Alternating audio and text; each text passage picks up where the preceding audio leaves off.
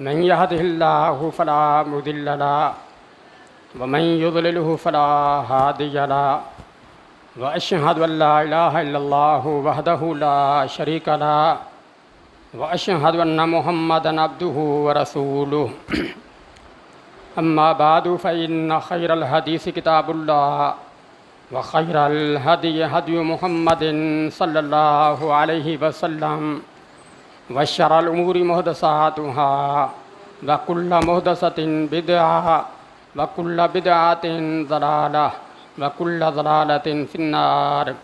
अऊज़ु बिल्लाहि मिनश शैतानिर रजीम मिन नफ़्ख़िही व नफ़्सिही व हम्ज़िही बिस्मिल्लाहिर रहमानिर रहीम। या अय्युहल्लज़ीना आमनु तक़ुल्लाह हक़्क़ तुक़ातिह व ला तमूतुन्ना इल्ला व अंतुम मुस्लिमून।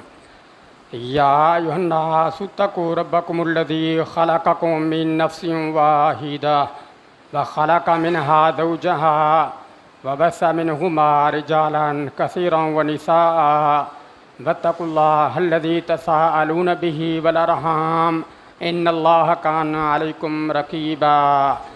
या अय्युहल्लज़ीना आमनु तक़ुल्लाह व क़ूलू क़ौलन सदीदा युस्लिह लकुम अमालकुम व यग़फ़िर लकुम ज़ुनूबकुम व मन युतिल्लाह व रसूलहु फ़क़द फ़ाज़ फ़ौज़न अज़ीमा।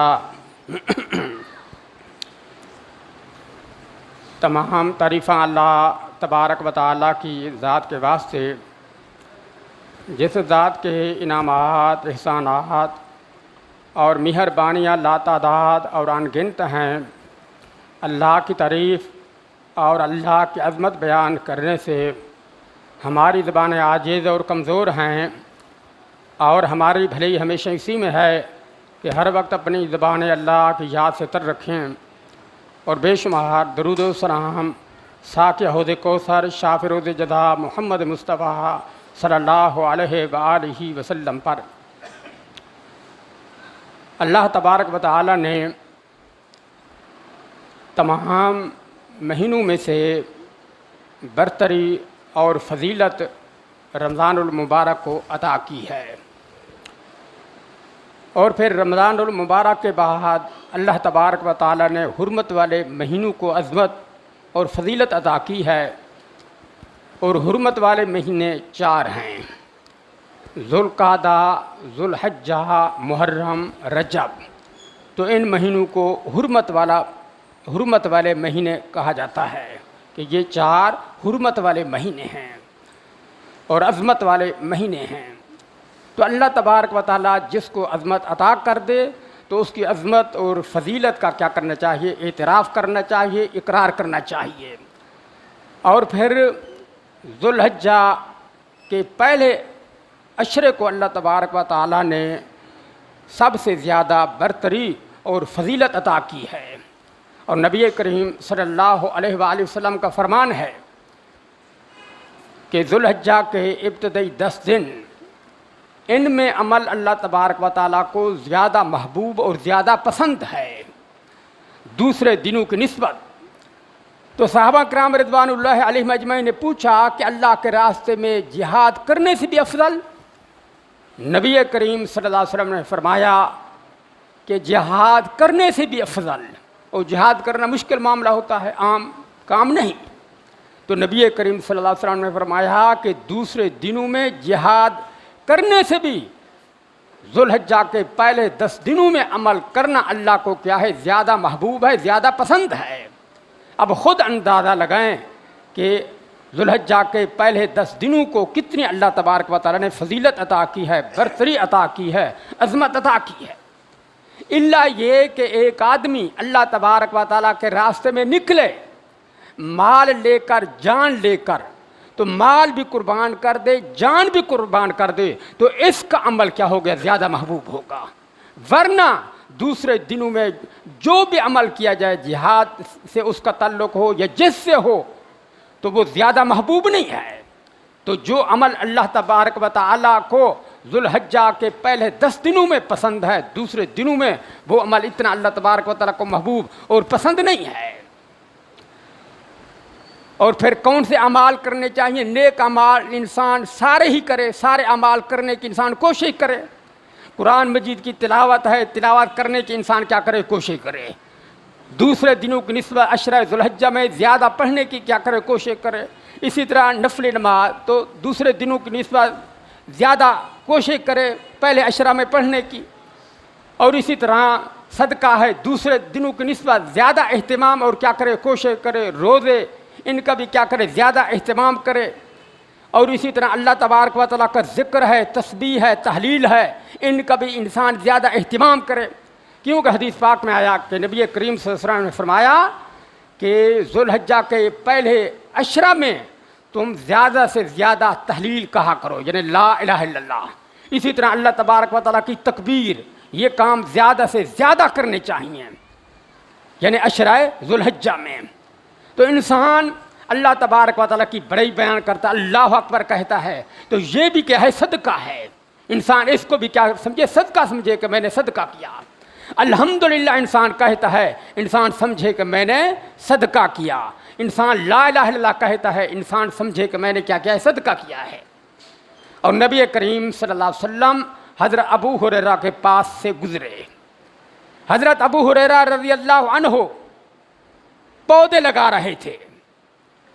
नबी करीम सल्लल्लाहु अलैहि वसल्लम ने फरमाया कि मैं ऐसे बेहतर न बतलाऊं, मतलब ये कि ये भी बेहतर काम कर रहे हो। पौधे लगाना कोई बुरा काम नहीं, बेहतर काम है, और इससे मैं बेहतर काम के बारे में तुम्हें न बताऊं।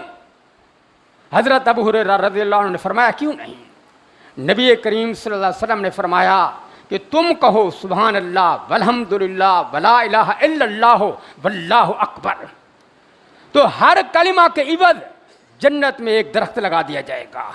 इंसान सुभान अल्लाह कहेगा, जन्नत में एक दरख्त, अल्हम्दुलिल्लाह कहेगा, जन्नत में एक दरख्त, ला इलाहा इल्लल्लाह कहेगा, जन्नत में एक दरख्त, अल्लाह अकबर कहेगा, जन्नत में एक दरख्त।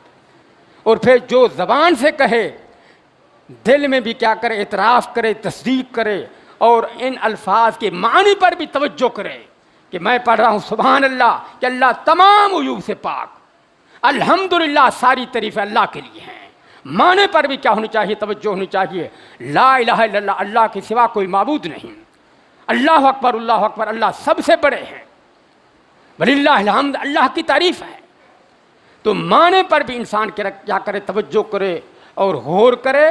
तो जब ये कलिमात ज़बान से कहे, दिल की तवज्जो मानी पर होनी चाहिए कि मैं क्या कलिमा कह रहा हूँ, अल्लाह तबारक व तआला को जो जिक्र कर रहा हूँ इसका क्या मतलब है, क्या माना है, इसका क्या मफ़हूम है। तो जब इंसान खुलूस से इस तरह करेगा तो फिर जन्नत में हर कलमा के बदले क्या लगा दिया जाएगा, दरख्त लगा दिया जाएगा। और अल्लाह तबारक व तआला का फज़ल क्या है, बहुत बड़ा है। अल्लाह तबारक व तआला के रहमत के ख़ज़ाने क्या हैं, बेशुमार हैं, बेहद हैं, उनकी कोई हद नहीं है। अल्लाह के ख़ज़ाने रहमत के बहुत वसी हैं। और फिर इस अशरा में यानी 10 ज़ुल्हिज्जा के दिन सबसे अहम अमल वो कुर्बानी करना है। और ये कुर्बानी हज़रत इब्राहीम अलैहिस्सलाम की सुन्नत को जारी रखने के लिए है, और इसी तरह हमारे नबी सल्लल्लाहु अलैहि वसल्लम की भी क्या है, सुन्नत है। तो ये 2 पैगम्बरों की क्या है, सुन्नत है कि अल्लाह तबारक व तआला ने हज़रत इब्राहीम अलैहिस्सलाम के कई इम्तिहान लिए। अल्लाह ने कई इम्तिहान लिए कि अल्लाह तबारक व तआला की तौहीद की खातिर उनको आग में डाला गया। अल्लाह तबारक व तआला ने आग को गुलजार बना दिया। फिर अल्लाह तबारक व तआला की तौहीद की खातिर उन्होंने वतन को छोड़ दिया, बेवतन हुए, अपनी कौम को उन्होंने छोड़ दिया अल्लाह तबारक व तआला की तौहीद की खातिर, अल्लाह तबारक व तआला के दीन की खातिर। और फिर अल्लाह तबारक व तआला ने एक और इम्तिहान लिया कि अल्लाह तबारक व तआला ने बेटा दिया बुढ़ापे की उम्र में। फिर अल्लाह तबारक व तआला ने इम्तिहान लिया कि इस बेटे को ऐसी वादी में छोड़ कर आएँ, इसकी वालदा को और इसको, कि जहाँ कोई आबादी नहीं है, जहाँ पानी नहीं। तो हज़रत इब्राहीम अलैहिस्सलाम इस इम्तिहान में भी क्या उतरे, पूरे उतरे। और फिर अल्लाह तबारक व तआला ने सबसे बड़ा मुश्किल और कठिन इम्तिहान लिया कि जब ये दौड़ने के काबिल हुए, अल्लाह तबारक व तआला कि पैगंबर हज़रत इब्राहीम अलैहिस्सलाम ख्वाब में देखते हैं कि मैं अपने बेटे को ज़बह कर रहा हूँ। बेटे से पूछा गया, बेटे ने कहा कि अल्लाह तबारक व तआला ने जो हुक्म दिया है आप उस पर अमल करें, सजतजदुनी इंशाअल्लाह मिन साबिरीन, मुझे सब्र करने वालों में से पाएंगे। तो फिर हज़रत इब्राहीम अलैहिस्सलाम बेटे को ज़बह करने के लिए तैयार हुए और बेटा ज़बह होने के लिए तैयार हो गया। अल्लाह ने कुरान मजीद के अंदर यूँ फरमाया, फलम्मा अस्लमा वतल्लहु लिलजबीन, कि जब बाप और बेटा दोनों अल्लाह तबारक व तआला के मुती हो गए, फरमा बरदार हो गए, और हज़रत इब्राहीम अलैहिस्सलाम ने अपने बेटे हज़रत इस्माईल अलैहिस्सलाम को पहलू के ऊपर लिटा दिया और छुरी चलाई, तो अल्लाह तबारक व तआला ने फरमाया कि ऐ इब्राहीम अलैहिस्सलाम आपने अपना ख्वाब सच्चा कर दिखाया। फिर अल्लाह तबारक व तआला ने एक मेंढा भेज दिया, तो हज़रत इस्माईल अलैहिस्सलाम के बदले उस मेंढे को क्या किया गया, ज़बह किया गया।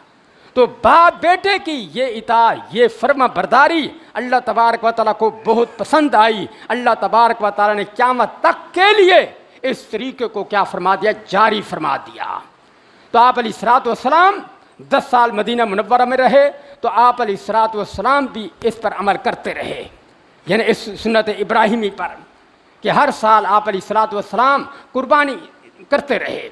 और आप अलैहिस्सलातु वस्सलाम के सहाबा किराम रिज़वानुल्लाहि अलैहिम अजमईन वो भी कुर्बानी करते रहे।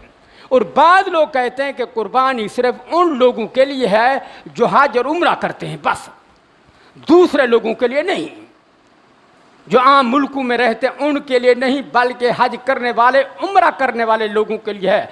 तो जो उनकी बात गलत है। नबी करीम सल्लल्लाहु अलैहि वसल्लम मदीना में रहे और आप हज करने वाले भी नहीं थे, उम्रा करने वाले भी नहीं थे, लेकिन आप अलैहिस्सलातु वस्सलाम ने कुर्बानी की, सहाबा किराम रिज़वानुल्लाहि अलैहिम अजमईन उन्होंने भी कुर्बानियाँ की। तो उन लोगों की ये बात क्या है, गलत है कि कुर्बानी सिर्फ हज करने वाले उम्रा करने वालों के लिए है, ये बात गलत है। बल्कि दूसरे लोगों के लिए भी है जो हज करने वाले नहीं, उम्रा करने वाले नहीं, लेकिन वो क्या रखते हैं, ताकत रखते हैं, वुस्अत रखते हैं, तो उनके लिए भी हुक्म है कुर्बानी करने का। और नबी करीम सल्लल्लाहु अलैहि वसल्लम ने जिस जानवर की कुर्बानी करनी है उस जानवर के बारे में आप अलैहिस्सलातु वस्सलाम ने कुछ हिदायत भी दी हैं। उन हिदायत पर अमल करना ये भी क्या है, ज़रूरी है। आप अलैहिस्सलातु वस्सलाम ने फरमाया कि जिस जानवर की तुमने कुर्बानी करनी है वो जानवर क्या हो, दुंदा हो। जानवर दुंदा यानी दूध वाले दांत गिर जाएं और दूसरे दांत निकल आएं, तो ऐसे जानवर को क्या कहते हैं, दुंदा कहते हैं। दूध वाला दांत गिर जाए, दूसरा दांत निकल आए या निकलना शुरू हो जाए, और पता चल जाता है कि ये दांत जो ना खुद तोड़ा गया है या खुद टूटा है, ये मालूम हो जाता है। क्योंकि जब दूध वाला दांत टूटता है तो दूसरा दांत निकल आता है। तो ऐसे जानवर को क्या कहते हैं, दुंदा कहते हैं। तो दुंदा जानवर की कुर्बानी करना ये क्या है, लाज़िम और ज़रूरी है। यानी गाय है तो दुंदा होना ज़रूरी, इसी तरह ऊँट है दुंदा होना ज़रूरी, बकरी है तो दुंदा होना ज़रूरी है।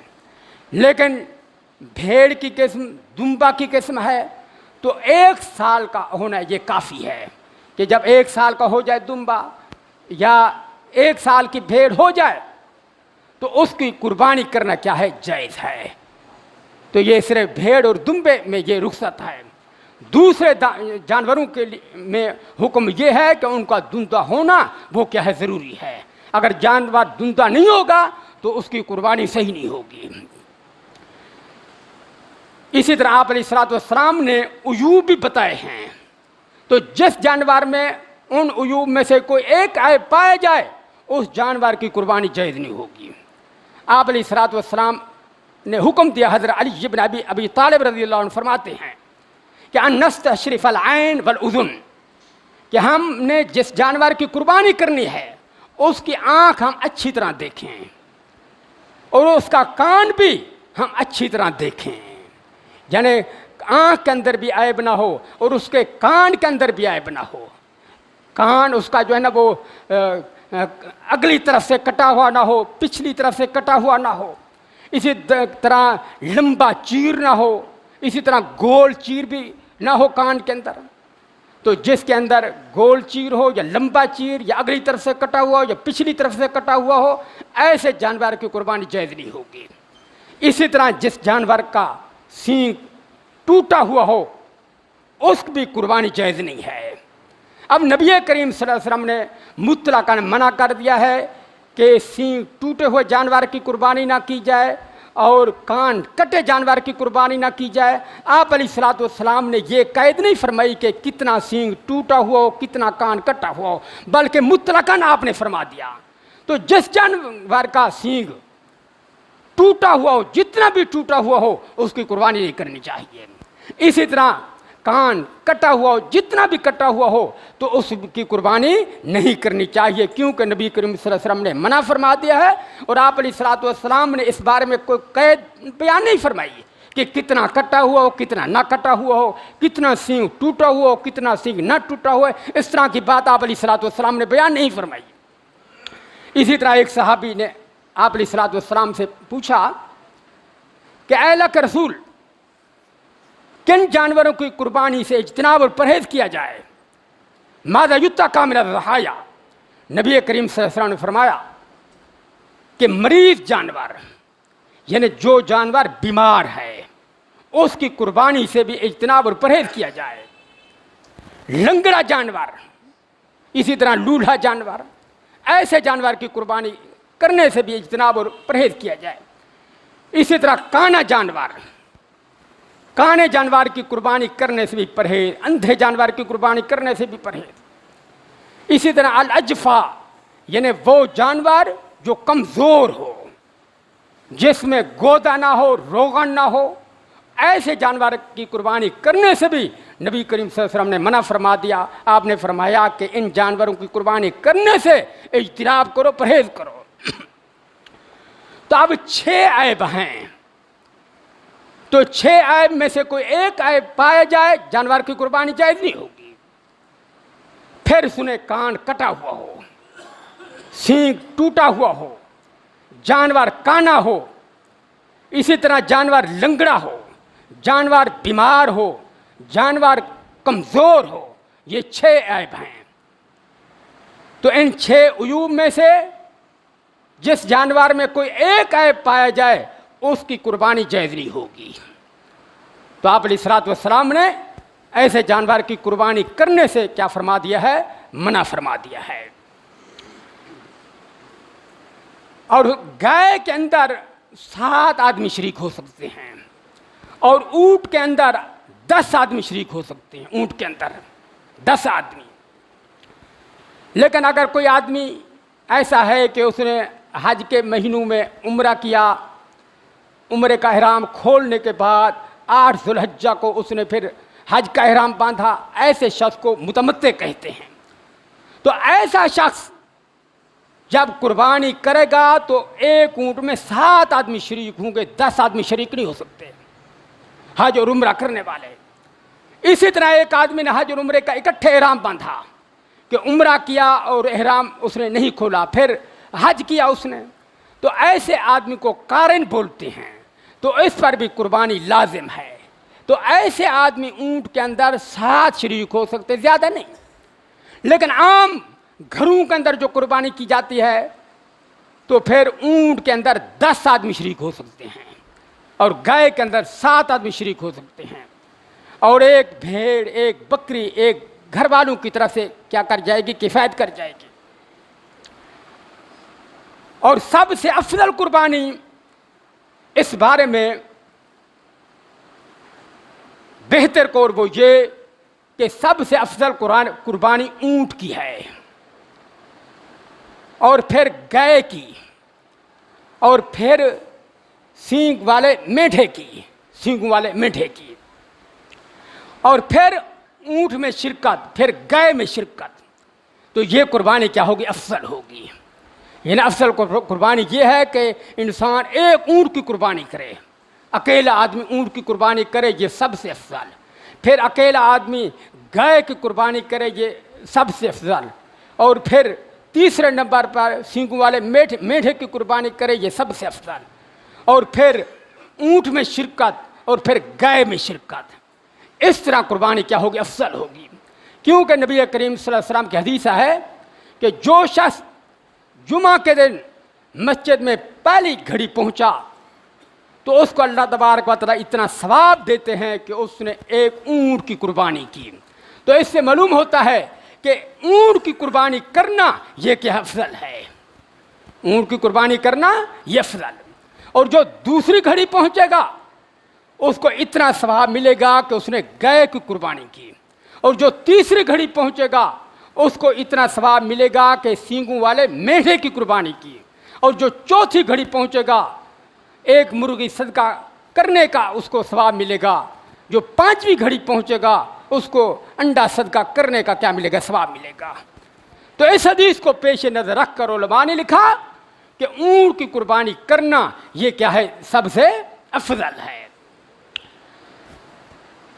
और फिर कुर्बानी कब का जानवर कब ज़बह किया जाए, नमाज ईद पढ़ने के बाद। जो शायद जानवर पहले ज़बह करेगा नमाज ईद पढ़ने से पहले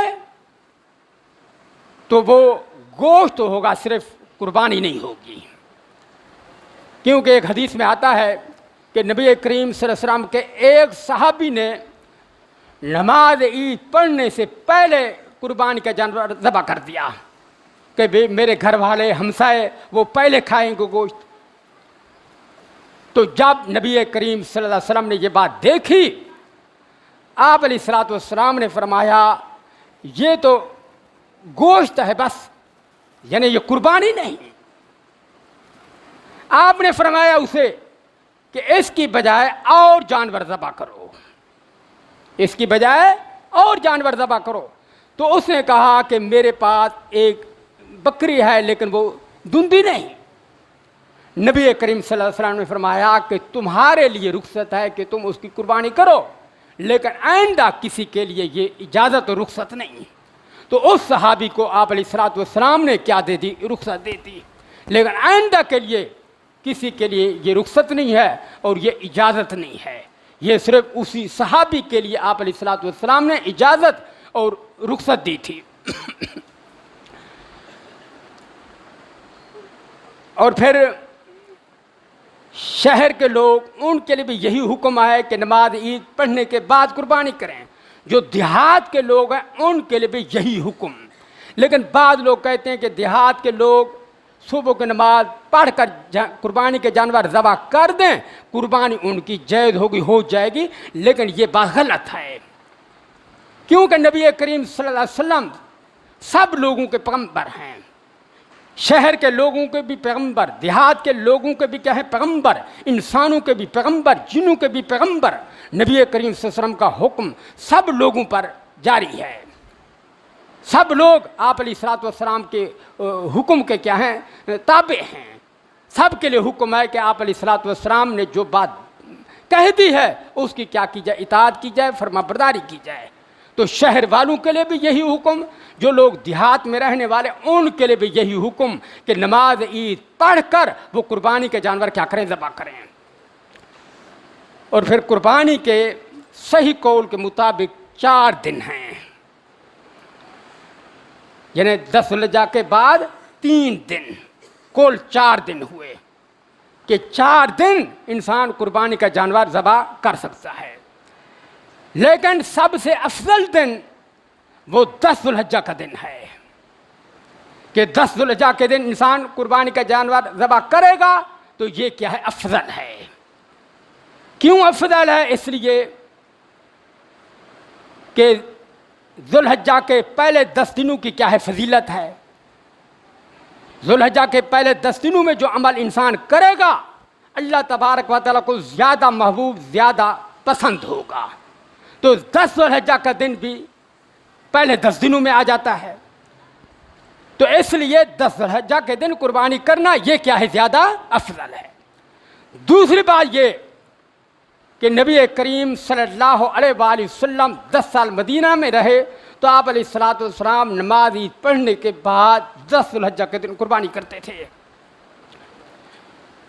इसी तरह हज्जतुल वदा के मौका पर आप अलैहिस्सलातु वस्सलाम ने 100 ऊँट कुर्बान किए, तो वो भी 10 ज़ुल्हिज्जा के दिन। तो 10 ज़ुल्हिज्जा के दिन कुर्बानी करना ये सबसे अफजल है। लेकिन दूसरे दिनों में यानी 11, 12, 13 को भी कुर्बानी का जानवर ज़बह किया जा सकता है, क्योंकि आप अलैहिस्सलाम के कौल और फरमान से क्या निकलते, इजाज़त निकलती है कि इंसान 11 तारीख को भी कुर्बानी का जानवर ज़बह कर सकता है, 12 को भी कर सकता है, 13 को भी कर सकता है। लेकिन असल बात ये कि 10 ज़ुल्हिज्जा को जानवर ज़बह करना ये क्या असल बात है। और वह खैरुल हदी हदी मोहम्मद सल्लल्लाहु अलैहि वसल्लम, और बेहतरीन सीरत, बेहतरीन तरीक़ा नबी करीम सल्लल्लाहु अलैहि वसल्लम की सीरत और नबी करीम सल्लल्लाहु अलैहि वसल्लम का क्या है, तरीक़ा है। तो ये हैं कुर्बानी के मसाइल, और इनको याद रखना और इनके मुताबिक अमल करना हर मुसलमान का क्या है, फरीज़ा है, ताकि नबी करीम सल्लल्लाहु अलैहि वसल्लम की हिदायत के मुताबिक इंसान अपनी कुर्बानी के जानवर क्या कर सके, ज़बह कर सके और कुर्बानी के जानवर ख़रीद सके। अगर किसी आदमी ने कुर्बानी के जानवर ख़रीदा है तो उसको वो फ़रोख्त नहीं कर सकता, क्योंकि अब अल्लाह तबारक व तआला के लिए वो वक्फ हो चुका है, अल्लाह के लिए क्या हो चुका है, मुकर्रर हो चुका है। इल्ला ये कि उसके अंदर क्या निकला, ऐब निकल आए, तो फिर उसको फ़रोख्त करके ऐसा जानवर ख़रीदे जिसमें कोई ऐब ना हो। या अगर किसी इंसान ने कोई जानवर ख़रीदा है कुर्बानी का, अब उसका इरादा है कि इससे बेहतर जानवर ख़रीदे, तो इस सूरत में जिस जानवर को कुर्बानी करने के लिए ख़रीदा है इंसान उसको फ़रोख्त कर सकता है इस सूरत में। वरना इंसान जिस जानवर को अल्लाह तबारक व तआला के लिए ख़रीदा है और वक्फ किया है उसको इंसान फ़रोख्त नहीं कर सकता। इल्ला ये कि ये सूरत निकल आए कि ऐब निकल आए, फ़रोख्त कर सकता है और उससे फिर बेहतर जानवर ख़रीद ले। या अगर कोई जानवर उसने ख़रीदा है, वो कहता है कि इससे बेहतर या इससे बड़ा जानवर मैं ख़रीदूँ, तो इस सूरत के अंदर भी ख़रीदे हुए जानवर को इंसान फ़रोख्त करके बेहतर से बेहतर जानवर ख़रीद सकता है। और ये बात भी याद रखें कि कुर्बानी के जानवर का गोश्त का कोई टुकड़ा इंसान फ़रोख्त नहीं कर सकता।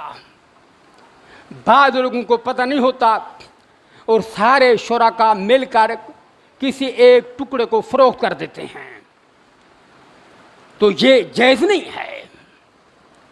इसी तरह कसई को उजरत के तौर पर कुर्बानी के गोश्त में से कुछ देना, तो ये भी जायज़ नहीं। हज़रत अली इब्न अबी तालिब रज़ियल्लाहु अन्हु फरमाते हैं कि नबी करीम सल्लल्लाहु अलैहि वसल्लम ने हुक्म दिया कि कसाब को उजरत हम अपने पास से दें, अपने पास से। तो इंसान खुद उजरत कसाई को खुद देगा, कुर्बानी के गोश्त में से उजरत के तौर पर उसको कुछ नहीं देगा। लेकिन अगर वो मुस्तहिक है तो उसको उजरत पूरी दी जाए और फिर जो है ना कुर्बानी का गोश्त भी उसको दिया जा सकता है मुस्तहिक समझते हुए, तो ये बात ममनू नहीं है। तो ये बातें याद रखनी चाहिए। और जब इंसान कुर्बानी के जानवर को ज़बह करे तो बिस्मिल्लाह वल्लाहु अकबर कहकर कुर्बानी के जानवर को इंसान ज़बह करे, अल्लाह का नाम ले। अगर कोई आदमी जानबूझकर बिस्मिल्लाह वल्लाहु अकबर छोड़ देता है, कुर्बानी का जानवर हो, कोई भी जानवर हो, तो वो क्या हो जाता है, हराम हो जाता है कि इंसान जानबूझकर अल्लाह तबारक व तआला का उसने नाम छोड़ दिया। तो बिस्मिल्लाह वल्लाहु अकबर कहकर कुर्बानी के जानवर को क्या करना चाहिए, ज़बह करना चाहिए। और ज़बह करते वक्त किबला की तरह उसका क्या होना चाहिए, रुख होना चाहिए, दाएं पहलू पर उसको लिटाया जाए। तो ये ज़बह करने का क्या है, तरीका है। और बेहतर यह है कि इंसान कुर्बानी के जानवर खुद ज़बह करे। अगर इंसान को खुद तरीका नहीं आता तो दूसरे आदमी से भी इंसान ज़बह करवा सकता है। और नबी करीम सल्लल्लाहु अलैहि वसल्लम के दौर में ख़वातीन भी ज़बह करती थीं, क्योंकि उनको भी क्या आता था, तरीका आता था, सरीका आता था कि जानवर को कैसे ज़बह किया जाता है। तो ये भी कोई ऐब की बात नहीं है। और बाद लोग ऐब की बात समझ लेते हैं कि खातून जो है ना वो जानवर ज़बह करे, तो ये कोई ऐब की बात नहीं है। नबी करीम सल्लल्लाहु अलैहि वसल्लम के दौर में ख़वातीन जो है ना वो भी जानवर ज़बह करती थीं। तो इसलिए अगर किसी खातून को भी तरीका आता है तो वो भी अपनी कुर्बानी का जानवर अपने हाथ से ज़बह कर सकती है। इसी तरह कुर्बानी के जानवर के पेट में बच्चा निकल आता है, बकरी है, गाय है, ऊँटनी है। तो इस बारे में सहाबा किराम रिज़वानुल्लाह अलैहिम अजमाइन ने नबी करीम सल्लल्लाहु अलैहि वसल्लम से पूछा कि हम बकरी ज़बह करते हैं, पेट में बच्चा निकल आता है, गाय ज़बह करते हैं, पेट में बच्चा निकल आता है, ऊँटनी ज़बह करते हैं, पेट में बच्चा निकल आता है। नबी करीम सल्लल्लाहु अलैहि वसल्लम ने फरमाया कि तुम उसे खा लो, क्योंकि उसकी माँ का ज़बह करना उसका भी ज़बह करना, माँ के ज़बह करने से वो भी ज़बह हो जाता है पेट में जो बच्चा होता है। और ये खाना ज़रूरी नहीं, यानी जिसका जी चाहे, अगर जी नहीं चाहता तो उसको फेंक दिया जाए, इसमें भी कोई हर्ज नहीं है। अगर किसी का जी चाहता है तो खा ले, ये एक शरई मसला है और इसको मजाक नहीं समझना चाहिए। और शरीयत के मसाइल में मजाक करना ये भी क्या है, कुफ्र है। सही तौर शरई मसला को समझना चाहिए। तो जानवर के पेट में जो बच्चा होता है, इंसान का जी चाहे तो खा सकता है, जी ना चाहे तो उसे फेंक दे। जिस तरह के दूध है, मक्खी गिर जाती है, चाय है, मक्खी गिर जाते हैं, इंसान उसे डबोए, मक्खी को निकाल दे और फिर उसको इस्तेमाल कर ले, तो इसकी क्या है, इजाज़त है। अगर जी नहीं चाहता तो उसको फेंक दे, ये क्या है, शरई मसला है। और फिर ये अशरा ज़ुल्हिज्जा, इसमें 10 ज़ुल्हिज्जा को अरबी में यौमुन नहर कहते हैं, यानी कुर्बानी का दिन। और फिर 9 ज़ुल्हिज्जा को यौम अराफा कहते हैं, यानी अराफा का दिन, यौम अराफा। अब अराफा के दिन के बारे में नबी करीम सल्लल्लाहु अलैहि वसल्लम ने फरमाया, यानी इसके रोज़े के बारे में, कि मुझे अल्लाह तबारक व तआला से उम्मीद है कि अल्लाह तबारक व तआला एक पिछले साल के और एक आने वाले साल के गुनाह माफ़ फरमा देगा। अराफा के दिन रोज़ा रखने से 2 सालों के गुनाह अल्लाह पाक माफ़ फरमा देते हैं। जो अराफा के दिन का क्या रखे, रोज़ा रखे, पिछले साल के भी आने वाले साल के भी अल्लाह तबारक व तआला 2 सालों के गुनाह माफ़ फरमा देते हैं। यानी छोटे छोटे गुनाह अल्लाह पाक माफ़ फरमा देते हैं। लेकिन जो गुनाह क्या हैं, बड़े हैं, उनके लिए तौबा करना ज़रूरी है। सिर्फ रोज़ा, नफली रोज़ा रख लेना ये काफ़ी नहीं, नफली नमाज पढ़ लेना ये भी काफ़ी नहीं, बल्कि अल्लाह तबारक व तआला के हुजूर सच्ची तौबा करनी चाहिए कि ऐ अल्लाह आइंदा ये गुनाह मैं नहीं करूँगा, ऐ अल्लाह तो माफ़ फरमा दे। सच्चे दिल से बंदा तौबा करे और अपने उस गुनाह पर नादिम हो, शर्मिंदा हो, अल्लाह तबारक व तआला उसके गुनाह को माफ़ फरमा देंगे। जब सच्ची इंसान क्या करेगा, तौबा करेगा। और अगर गुनाहों का ताल्लुक हुकूकुल इबाद से है तो इंसान हुकूकुल इबाद की अदायगी करे, अदायगी के बाद फिर अल्लाह तबारक व तआला को हुजूर तौबा करे कि ऐ अल्लाह आइंदा किसी का हक मैं हड़प नहीं करूँगा, नहीं लूँगा। तो उसकी तौबा अल्लाह तबारक व तआला अपनी बारगाह के अंदर कबूल फरमा लेंगे। और ये तौबा जो है ना, कब करनी चाहिए, तौबा का दरवाज़ा बंद होने से पहले पहले इंसान तौबा कर ले। और तौबा का दरवाज़ा कब बंद होता है, जब इंसान के सामने मौत हो, मौत का फरिश्ता इंसान देख रहा हो, मौत इंसान की आंखों के सामने हो, मौत का फरिश्ता इंसान देख रहा हो। अब उस वक्त कहे कि मैं अब तौबा करता हूं, अब तौबा का दरवाज़ा बंद हो गया। तौबा का दरवाज़ा बंद होने से पहले इंसान क्या करे, तौबा करे। इसी तरह सूरज मशरिक की बजाय जब मगरिब से क्या होगा, तुलू होगा, तो उस वक्त भी तौबा का दरवाज़ा बंद हो जाएगा। अब कोई कहे कि मैं अब ईमान लाता हूं, उसका ईमान कबूल नहीं होगा, उसका ईमान कबूल नहीं होगा। जब मशरिक की बजाय सूरज मगरिब से तुलू होगा, मगरिब से निकलेगा, तौबा का दरवाज़ा बंद।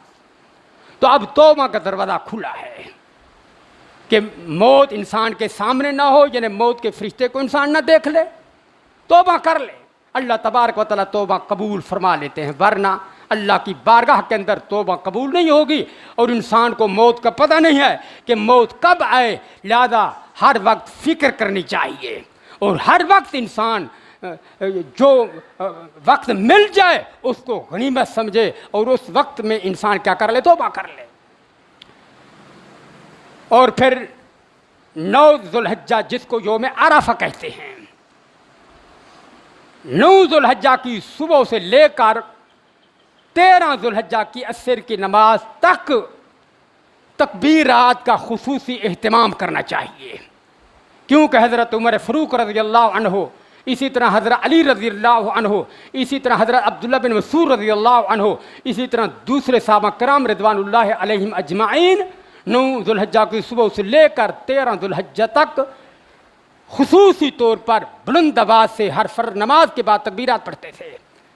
तो तकबीरात का भी क्या करना चाहिए, एहतमाम करना चाहिए। और तकबीरात के अल्फाज ये हैं कि अल्लाहु अकबर, ला इलाहा इल्लल्लाहु वल्लाहु अकबर वलिल्लाहिल हम्द। ये क्या है, तकबीरात हैं। हर फ़र्ज़ नमाज के बाद ये तकबीरात पढ़नी चाहिए। इसी तरह पहले बाद में भी इंसान तकबीरात पढ़ता रहे। और बाद सहाबा किराम रिज़वानुल्लाहि अलैहिम अजमाइन ज़ुल्हिज्जा का चाँद देख कर तकबीरात शुरू कर देते थे और बाज़ारों की तरफ निकल जाते थे, बुलंद आवाज़ से तकबीरात पढ़ते थे ताकि दूसरे लोग सुनकर वो भी तकबीरात पढ़ें कि अल्लाहु अकबर ला इलाहा इल्लल्लाहु वल्लाहु अकबर वलिल्लाहिल हम्द। और जब इंसान ये तकबीरात पढ़े तो तर्जमा पर भी गौर करे कि अल्लाहु अकबर, अल्लाह सबसे बड़ा है, अल्लाह सबसे बड़ा है। ला इलाहा इल्लल्लाह, अल्लाह के सिवा कोई माबूद नहीं। ला इलाहा इल्लल्लाह, अल्लाह के सिवा कोई माबूद नहीं। वल्लाहु अकबर, अल्लाह सबसे बड़ा है। वलिल्लाहिल हम्द, और सब तारीफ़ें अल्लाह के लिए हैं। तो इंसान तकबीरात भी पढ़े और माना मफ़हूम पर भी क्या करे, गौर करे, यानी ज़बान और दिल दोनों के साथ। और अफजल ज़िक्र वो होता है कि इंसान ज़बान से भी कलिमात पढ़े और दिल में भी क्या दे, तवज्जो दे मानी पर। तो जो ज़िक्र ज़बान और दिल दोनों के साथ हो, ऐसा ज़िक्र क्या है, अफजल है कि इंसान की तवज्जो भी हो जो ज़बान से निकाल रहा है, माना पर भी क्या हो, गौर हो। तो ये अफजल ज़िक्र है। और आप अलैहिस्सलाम की आदत मुबारक ये थी ईद उल अज़हा के दिन कि आप अलैहिस्सलाम खाए पिए बग़ैर आप अलैहिस्सलाम ईद उल अज़हा की नमाज़ पढ़ने के लिए निकलते थे घर से। कोई चीज़ खाते पीते नहीं थे, हत्ता कि आप अलैहिस्सलाम ईद उल अज़हा पढ़ लेते थे। तो इसको रोज़ा नहीं कहते। आप अलैहिस्सलाम का ये क्या है, तरीक़ा है, तो इस पर क्या करना चाहिए, अमल करना चाहिए। लेकिन ये फ़र्ज़ और ज़रूरी नहीं है। जो बात सुन्नत हो तो उसको सुन्नत समझना चाहिए। जिस तरह के अरफा के दिन का रोज़ा रखना, ये क्या सुन्नत है। तो जो काम सुन्नत हो तो उसको सुन्नत समझें, फ़र्ज़ न समझें, क्योंकि ये फिर क्या होगा, गलत गुनाह होगा कि एक चीज़ लाजिम और ज़रूरी नहीं, इंसान उसको लाजिम समझ ले। तो जो चीज़, जिस चीज़ का जो दर्जा है, इंसान हर अमल को क्या दे, वो ही दर्जा दे। जो फ़र्ज़ है उसको फ़र्ज़ समझे, जो सुन्नत है इंसान उसको सुन्नत समझे। तो अल्लाह तबारक व तआला से दुआ है कि अल्लाह तबारक व तआला कमा हक़्क़ुहु दीनी मसाइल समझने की और अमल करने की अल्लाह तबारक व तआला तौफ़ीक़ दे। और कुर्बानी ये इबादत है, और हर इबादत में ये बात ज़रूरी है कि खालिसतन अल्लाह की रज़ा के लिए की जाए।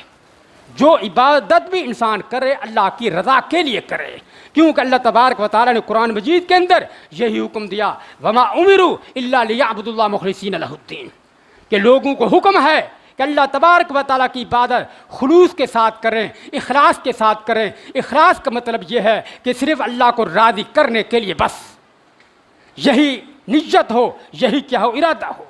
और इसी तरह अल्लाह तबारक व तआला ने कुरान मजीद के अंदर इरशाद फरमाया, कुल इन्न सलाती व नुसुकी व महयाया व ममाती लिल्लाहि रब्बिल आलमीन। कह दीजिए पैगम्बर सल्लल्लाहु अलैहि वसल्लम, मेरी नमाज, मेरी कुर्बानी, मेरा जीना, मेरा मरना अल्लाह के लिए है जो सब जहानों का पालने वाला है। तो लिहाजा हर अमल में इखलास होना चाहिए और कुर्बानी ये भी इबादत है, इसमें भी क्या होना चाहिए, इखलास होना चाहिए, अल्लाह को राज़ी करने की नीयत से ये अमल करना चाहिए। अल्लाह तबारक व तआला से दुआ है कि अल्लाह तबारक व तआला नेक अमाल करने के अल्लाह तबारक व तआला तौफीक दे और अल्लाह तबारक व तआला बुरे अमाल से दूर रखे, इतनी दूर रखे जितनी अल्लाह तबारक व तआला ने मशरक़ और मग़रिब के दरमियान दूरी रखी है। अक़ूलु क़ौली हाज़ा व अस्तग़फ़िरुल्लाह ली व लकुम व लिसाइरिल मुस्लिमीन।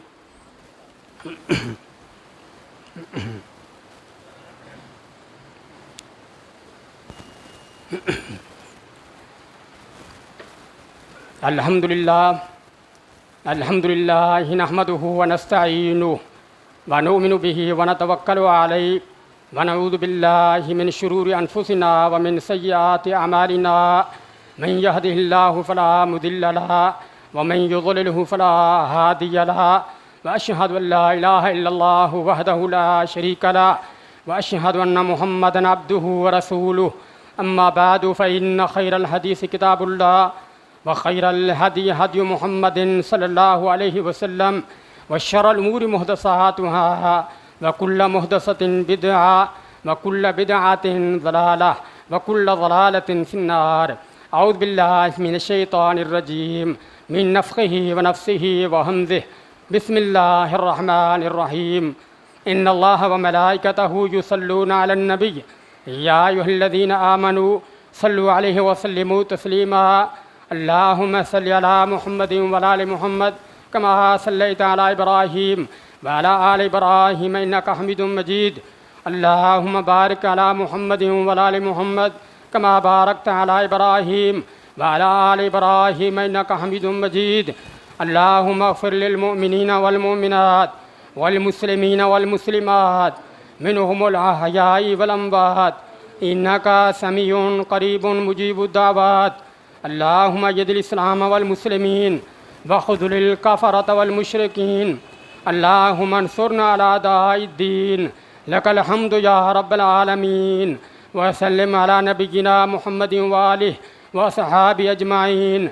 सुब्हान रब्बिक रब्बिल इज़्ज़ति अम्मा यसिफ़ून व सलामुन अलल मुरसलीन वल्हम्दुलिल्लाहि रब्बिल आलमीन।